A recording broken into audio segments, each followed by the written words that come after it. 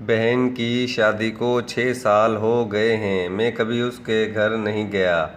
ईद शब-रात कभी भी अब्बू या अम्मी जाते हैं। मेरी बीवी एक दिन मुझे कहने लगी, आपकी बहन जब भी आती है उसके बच्चे घर का हाल बिगाड़ कर रख देते हैं, खर्च डबल हो जाता है। और तुम्हारी माँ हमसे छुप छुपा कर कभी उसको साबुन की पेटी देती है, कभी कपड़े, कभी सर्फ के डब्बे और कभी कभी तो चावल का थैला भर देती है। अपनी माँ को बोलो ये हमारा घर है, कोई खैरात सेंटर नहीं।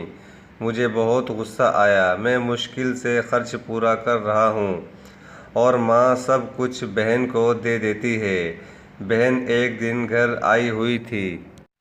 उसके बेटे ने टीवी का रिमोट तोड़ दिया। मैं माँ से गुस्से में कह रहा था, माँ बहन को बोलो यहाँ ईद पर आया करे बस। और ये जो आप साबुन सर्फ और चावल का थैला भर कर देती हैं ना, इसको बंद करें सब। माँ चुप रही, लेकिन बहन ने सारी बातें सुन ली थीं। मेरी बहन कुछ ना बोली। 4 बज रहे थे। अपने बच्चों को तैयार किया और कहने लगी, भाई मुझे बस स्टॉप तक छोड़ आओ। मैंने झूठे मुंह से कहा, रह लेती कुछ दिन, लेकिन वो मुस्कुराई नहीं। भाई बच्चों की छुट्टियां ख़त्म होने वाली हैं। फिर जब हम दोनों भाइयों में ज़मीन का बंटवारा हो रहा था तो मैंने साफ इनकार किया, भाई मैं अपनी ज़मीन में से बहन को हिस्सा नहीं दूंगा। बहन सामने बैठी थी, वो खामोश थी, कुछ ना बोली। माँ ने कहा, बेटी का भी हक बनता है, लेकिन मैंने गाली देकर कहा, कुछ भी हो जाए मैं बहन को हिस्सा नहीं दूंगा। मेरी बीवी भी बहन को बुरा भला कहने लगी। वो बेचारी खामोश थी। बड़ा भाई अलहदा हो गया कुछ वक़्त के बाद। मेरे बड़े बेटे को टीबी हो गई। मेरे पास उसका इलाज करवाने के पैसे नहीं थे। मैं बहुत परेशान था। कर्ज भी ले लिया था लाख रुपया। भूख सर पर थी। मैं बहुत परेशान था। कमरे में अकेला बैठा था, शायद रो रहा था हालात पर। उस वक़्त वही बहन घर आ गई। मैंने गुस्से से बोला, अब ये आ गई है मनहूस। मैंने बीवी को कहा, कुछ तैयार करो बहन के लिए।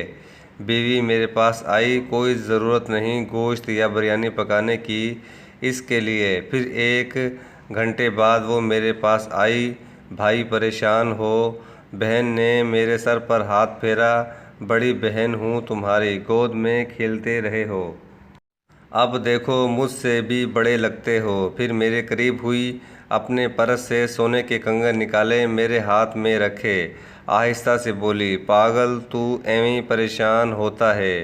बच्चे स्कूल थे। मैंने सोचा दौड़ते दौड़ते भाई से मिल आऊं। ये कंगन बेचकर अपना खर्च करके बेटे का इलाज करवा।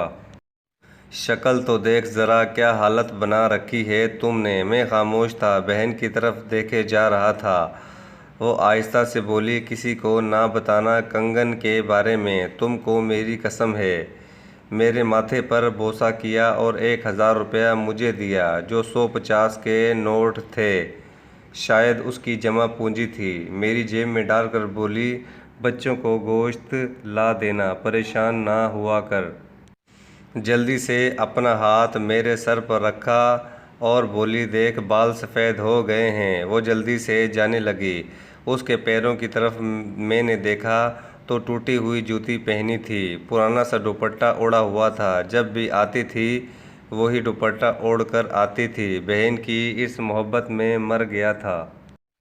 हम भाई कितने मतलब परस्त होते हैं, बहनों को पल भर में बेगाना कर देते हैं और बहनें भाइयों का ज़रा सा दुख बर्दाश्त नहीं कर सकती। वो हाथ में कंगन पकड़े ज़ोर ज़ोर से रो रहा था। उसके साथ मेरी आंखें भी नम थीं। अपने घर में खुदा जाने कितने दुख सह रही होती हैं। कुछ लम्हे बहनों के पास बैठकर हाल पूछ लिया करें, शायद कि उनके चेहरों पर कुछ लम्हों के लिए एक सुकून आ जाए। बहनें माँ का रूप होती हैं।